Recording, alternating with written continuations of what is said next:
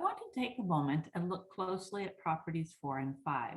I said when I introduced them that people often have difficulty with these properties. So I want you to think carefully about the properties in this lecture. Remember what property 4 said. Log base A of m can be written as log base A of m plus log base A of n. Notice that we're starting with a product of a single logarithm, and we can write it as a sum of logs. So we're starting with a single log, and then we're writing it as a sum of more than one log. Take a moment and answer the question here. Write log base 7 of 3 times log base 7 of 6 as a product of a single log. Impossible.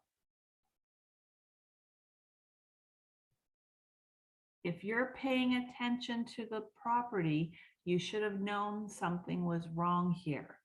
Look at what we're saying. When you have a multiplication in a single log, not the multiplication of 2 logs. Let me ask you the correct question. Write log base 7 of 3 plus log base 7 of 6 as a single logarithm.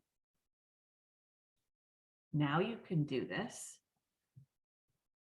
Log base 7 of 3 times 6, or log base 7 of 18. Always write it in its simplified form. I didn't say anything this week about the fact that you should have these notes printed. If you don't have them printed, you should be writing all of this down. This is not a movie. You're not sitting back and watching. You want to be learning, which means you're engaging your brain. Get writing if you haven't already. Property 5. Log base A of m over n can be written as 2 logarithms. Log base A of m subtract log base A of n. So again, we have a quotient this time in a single log, and we can write this as a difference. I did not give enough room for this. Of logs. So again, we're starting with a quotient in a single logarithm and finishing with a difference of logs. Take a moment to answer this example. Is the answer A, B, or C? Well, we're starting with 2 logs. That means we know when we're finished, we're going to end up with a single log, right? We're using this property backwards. That means the answer cannot be A. The answer cannot be B. It has to be C.